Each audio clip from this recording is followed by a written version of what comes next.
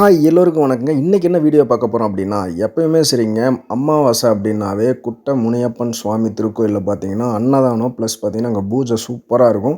அந்த இடம் எப்பயுமே நம்ம கலந்துக்கிட்டோம் அப்படின்னா, நம்ம நினச்ச காரியம் எப்பயுமே நல்லதாகவே நடக்கும். நமக்கு என்ன ஒரு கெட்ட விஷயம் இருந்தாலும் அது நல்லதாகவே கண்டிப்பாக மாறும். அப்படின்ற ஒரு ஐதீகத்தில் இங்கே எப்பயுமே கூட்டம் எப்பயுமே அதிகமாக வருங்க. அது மந்த்லி ஒன்ஸ் அமாவாசை டைமில் நம்ம 3 டைம் தொடர்ந்து கண்டினியூ அந்த கோயிலுக்கு போகும்போது, நமக்கு ஒரு நடக்கிற எல்லா விஷயமும் பார்த்திங்கன்னா, ஒரு பாசிட்டிவ் வைப்புன்ற மாதிரி ஒரு எல்லாத்துக்கும் ஒரு ஃபீல் கிடைக்கும். இந்த குட்ட முனியப்பன் கோயிலில் பார்த்தீங்கன்னா, எப்பயுமே சரிங்க பூஜை டைமில் ஆண்கள் மட்டும்தாங்க அந்த கோயிலுக்கு இந்த சுவாமிக்கு முன்னாடி நின்று பூஜை பண்ணுவாங்க. பெண்கள்லாம் பார்த்தீங்கன்னா, அதுக்கு முன்னாடியே ஒரு கேட் மாதிரி ஒன்று போட்டிருப்பாங்க. அந்த கேட்டுக்கு வெளியே நின்று தான் சாமி கும்பிடுவாங்க. அர்ச்சனை பண்ணுறது, அப்புறம் தீர்த்தம் கொடுக்கறது, திருநீர் வாங்குறது, இது எப்பயும் போல் ஆண்களுக்கும் பெண்களுக்கும் எப்பயும் போல் நார்மலாகவே நடக்கும். அதே சமயம் பார்த்தீங்கன்னா, உள்ளே இருக்கிற கோபுரம், உள்ளே இருக்கிற சாமிகளோட சிலைகள்லாம் பார்த்தீங்கன்னா, அவ்வளோ அழகாக இருந்தது. அமாவாசை டைமிங்கில் இந்த குட்ட முனியப்பன் கோயிலில் பார்த்தீங்கன்னா, எப்பவுமே சரிங்க குடும்பமாக வந்து இந்த கோயிலில் செலிப்ரேட் பண்ணிவிட்டு சுவாமி கும்பிட்டு போவாங்க.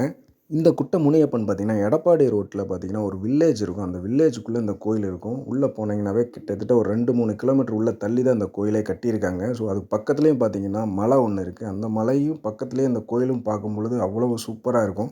ஃபைனலாக பார்த்தீங்கன்னா, நானும் அன்னதானம் வாங்கி சாப்பிட்டேங்க. சாப்பாடு வேறு லெவலில் இருந்துச்சுங்க. பொங்கல் வச்சாங்க. பொங்கலும் அவ்வளோ டேஸ்ட்டாக இருந்தது. மறுபடியும் இன்னொரு டைம் வாங்கி சாப்பிட்டேன். அந்த அளவுக்கு சூப்பராக இருந்தது. அதுக்கப்புறம் கோயில் ஃபங்க்ஷன்லாம் முடிச்சுட்டு வெளியே போகிற வழியில் பார்த்தீங்கன்னா, ஒரு மலை பக்கத்துல எல்லாம் பார்த்தீங்கன்னா, புல்வெளி, வாழைத்தோப்பு, ஸ்ட்ரெயிட்டாக பார்த்தீங்கன்னா, ஒரு பெரிய மலை இருந்துச்சு. அந்த மலைக்கு மேலே பார்த்தீங்கன்னா, ஒரு கோயில் இருந்தது. அது பார்க்கவே பார்த்தீங்கன்னா, அவ்வளோ அழகாக இருந்தது. சுற்றியும் பார்த்தீங்கன்னா, ஃபுல்லாகவே பச்சை பசேன்னு இருக்கிற இடத்துல மேலே மேகமூட்டத்தில் ஒரு மலை பார்க்கும்போது எவ்வளோ அழகாக இருக்கும். அந்த கண்கொள்ளா காட்சி மாதிரி எனக்கு இருந்துச்சுங்க. ஸோ, மனசு அவ்வளோ திருப்தியாக இருந்தது. போகிற வழியில் இதெல்லாம் பார்த்துட்டு அப்படியே ஜாலியாக வீட்டுக்கு போனாங்க. ஸோ, நீங்களும் கோயிலுக்கெல்லாம் போவீங்க, இந்த மாதிரியெல்லாம் வழிபட்டுட்டு அன்னதானம்லாம் சாப்பிட்டு என்ஜாய் பண்ணுவீங்க அப்படின்னா, இந்த வீடியோ பிடிச்சிருந்தா லைக் பண்ணுங்கள். நன்றி, வணக்கம்.